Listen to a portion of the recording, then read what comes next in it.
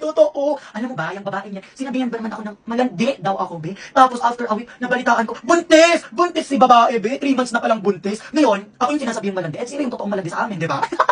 Tapos eto pa, yung aso nila, namatay. Tapos si lolo niya naman, umuwi dito sa Pinas. Tapos yung tita ko naman, umuwi na ng abroad last week. Tapos alam mo ba, hindi ako kumain kaninang umaga. Oh my God, talaga. Hoy, be! Ang ingay mo masyado. Ganyan ka rin sana kadaldal pag recitation, no? Sorry po! Wala ka lang kaibigan, be.